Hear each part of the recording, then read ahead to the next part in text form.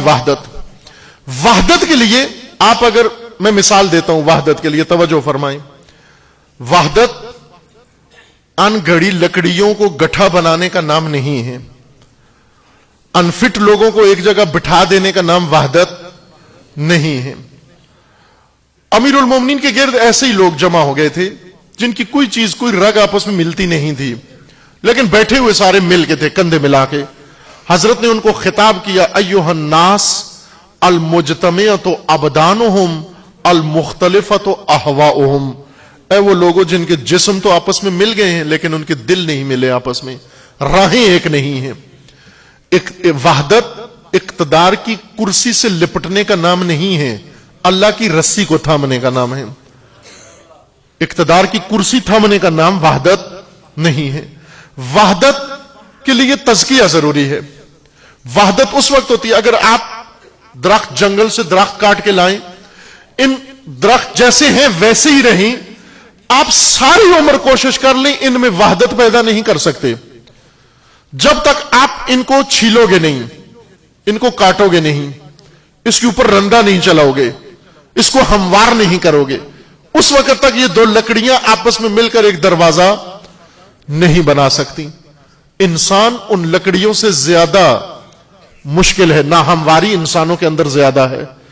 پہلے تزکیہ کرو، پہلے تطہیر کرو، پہلے پاک کرو اس کو، پہلے اس سے وہ ساری آلودگی دھو، اس سے انانیت، اس سے قبیلہ پرستی، اس سے برادری پرستی، اس سے قوم پرستی، اس سے لسان پرستی، اس سے وطن پرستی، سب کچھ اس کا ختم کر کے فقط ایک چیز رہنے دو، اور وہ فقط خدا پرستی. جب فقط خدا پرست ہو جائے، خدا پرست کے ساتھ ملتے ہوئے دیر نہیں لگتی. عبد خدا سے ملتے ہوئے دیر نہیں لگتی. لیکن اگر کوئی گن آئے گندم میں گھسنا چاہے تو اسے وحدت کے نام پر مت گھسنے دو. کفار ضلالت کے نمائندے یہ کہتے تھے رسول اللہ کو کہ آپ ہرج و مرج کیوں پھیلاتے ہیں؟ آپ ٹھیک ہے ایک موقف اپنا رکھتے ہیں، ایک بات اپنی رکھتے ہیں، او مل بیٹھتے ہیں، بات کرتے ہیں، مذاکرات کرتے ہیں، ہمارے سسٹم کے اندر آؤ، ہمارے ساتھ ملو، آ کر ہمارے بت قدے میں آؤ، ہم آپ کے بت قدے میں جائیں، آپ ہمارے آفس آیا کرو، ہم آپ کے آفس آیا کریں، کبھی میٹنگ ہمارے یہاں ہوا کرے گی، کبھی میٹنگ آپ کے یہاں ہوا کرے گی، ہم آپس میں سیاسی الائنس بناتے ہیں، فورم بناتے ہیں، یہ جھگڑا لڑائی ختم کرتے ہیں. طریقہ یہ ہے کہ 2 دن آپ بتوں کی پرستش کر لیا کرو، باقی دن ہم خدا کی پرستش کر لیا کریں گے. یہاں پر قرآنی سٹریٹجی کی آیت نازل ہوتی ہے. یہ آیتیں جو آپ مردوں کو سنا دیتے ہو، یہ مردوں کو کوئی فائدہ نہیں دیتی. اگر زندوں کو نہیں بدلا، یہ انقلابی آیات ہیں. یہ 4 قل، چونکہ پاکستان میں یہ عام رواج ہو گیا کہ جب تک مردے کے اوپر 4 قل نہ پڑھو وہ بخشا نہیں جائے گا. 4 قل پڑھنا ضروری ہے. 4 قل فریم لگا کے گھر میں لٹکائی ہوئی ہیں کہ جس گھر میں 4 قل ہوں چور نہیں آتا. اب تم خود جا کے اپنے محکمے سے چوری کر کے سارا کچھ لائے ہو.